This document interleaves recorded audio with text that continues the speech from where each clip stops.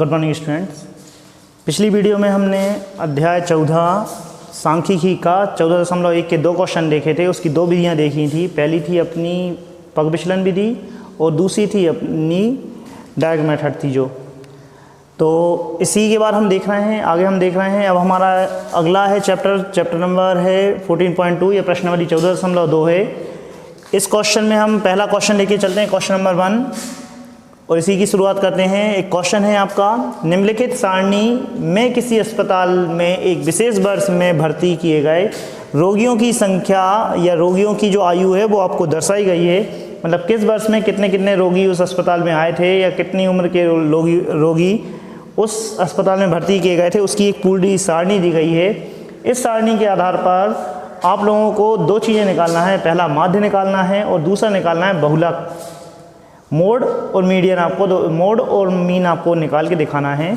तो पिछली वाली वीडियो में हमने देख लिया था कि माध्य कैसे ज्ञात करते हैं, वो फॉर्मूला भी देखा था हमने। और इसमें भी आप जब यूज़ करेंगे या उपयोग करेंगे तो आप माध्य निकालने के लिए फॉर्मूला जो लगाएंगे जो होता है अपना माध्य बराबर या माध्य x बार बराबर होता है आपका a plus summation F you upon summation F into H. इस सूत्र का उपयोग करके आप जो है माध्य का मान निकाल लेंगे। सरल विधि है। आपने पिछली वाली आप वीडियो यदि देखें तो उसमें जो मैंने आपको बताया था तरीका, उसी तरीके से आप इसका निकाल सकते हैं।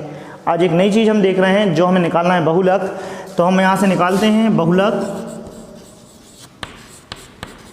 इंग्लिश में मोड बोलते हैं, जो आपको फाइंड करना है। इसमें z इज इक्वल टू होता है, पहले हम फॉर्मूला लिख लेते हैं, उसके आधार पर हम देखते हैं हमें किस किस चीज़ों की ज़रूरत पड़ेगी उसमें। उसके आधार पर हम इसको टेबल को पूरा क्रिएट करेंगे और आगे इसको सॉल्व करेंगे। तो z बराबर होता है l plus f1 minus f0 बटे में चलेगा आपका 2f1 minus f0 minus f2 into h।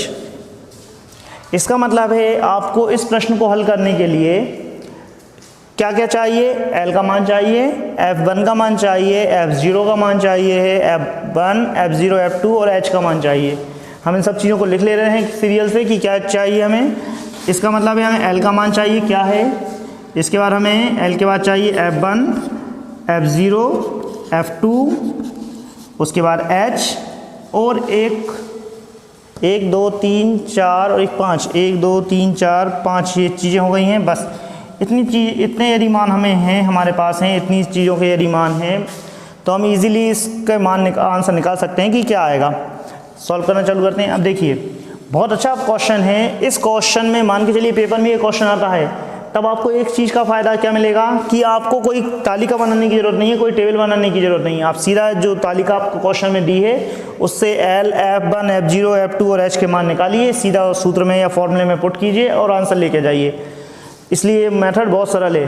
तो हम बहुलक को करना चालू करते हैं। अब देखिए, बहुलक में हमने कल देखा था जो हमारा जो दी होती है आवृत्ति, ये ऐप मतलब ये हमारी बारंबारता हो गई, कितनी बार आए हैं वो हमारा हो गया है। इसमें से हम सर्च करते हैं। तो सर्च करना बहुत ईजी है। सबसे पहले हम निकालते हैं किसका? अंतराल। देखो, सबसे सरल चीज़ होती है अंतराल निकालना, H का मान निकालना सबसे सरल होता है। पिछली वीडियो में हमने देखा था जो आपको अंतराल देंगे इन दोनों को आपस में से माइनस कर दीजिए, जो आंसर आएगा वो आपका अंतराल लेंगे। जैसे बड़ी संख्या 15 है, 15 है, 15 में से आपने 5 को माइनस किया, बचता है 10, तो सीधा सीधा H का मान आ गया 10।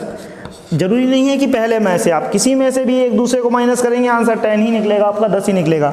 तो आप चाहे तो करके देख लेंगे, आंसर वही निकलेगा। अब दूसरी चीज़ चाहिए हमें F1, F0, F2 और इसके मान चाहिए। इसके मान निकालने का तरीका, F वाली लाइन में जो सबसे बड़ा मान लिखा हुआ है, जो सबसे बड़ी वैल्यू दी गई है उसको अंडरलाइन कर लीजिए, वही आपका F1 का मान होगा। तो हम यहाँ से देखते हैं। तो हमारा सबसे पहले देखते हैं हम 23 है, तो F1 बराबर हो गया हमारा 23, ये 1 हो गया। सपोज छोटा पेंसिल से कहीं टिक करके लगा लीजिए या कहीं लिख लीजिए ताकि कन्फ्यूज़न ना हो। अब 1 गिनती की यदि हम शुरुआत करें तो 0 से होती है, तो 1 के पहले आ जाएगा 0, फिर 1 और उसके बाद आता है 2। इसका मतलब आपके पास मान निकल के आ चुके हैं।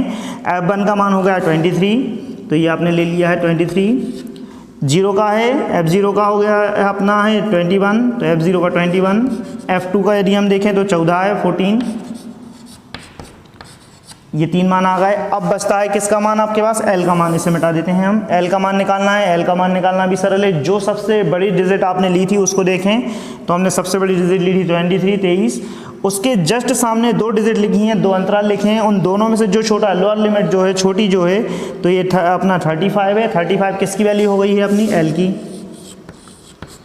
ये सभी मान आपने निकाल लिए हैं, फॉर्मूला आपके पास लिखा हुआ है, पुट कीजिए और आंसर आ जाता है। हम यहाँ पर रखना चालू करते हैं तो z is equal to L का मान हमने निकाल लिया 35 है 35 प्लस F1 हम देखते हैं हमारे पास है 23 23 माइनस F0 का है 21 अपॉन में चले गए अपन 2 का इंटू हो रहा है F1 में, मतलब जो F1 की जो वैल्यू है उसमें आप 2 से मल्टीप्लाई करेंगे जो है हमारे पास 23 माइनस F0 की वैल्यू हमने 21 ले ही थी यहाँ पर, माइनस F2 का हमारे पास 14 था इंटू H मतलब 10 चल ही रहा है हमारे पास, जो था हमने निकाल लिया था यहाँ से अंतराल। तो Z इज इक्वल टू हो जाएगा 35 प्लस इन दोनों को माइनस करेंगे तो यहाँ से बचेगा 2 अपॉन में चले गए, इसका डबल कर देंगे आप तो 3 2 6 3 दूनी 6 और 2 दूनी 4 माइनस। अब देखिए दोनों डिजिट जो हैं माइनस की हैं इसलिए आपस में प्लस होंगी, बेटा साइन आएगा आपका माइनस का।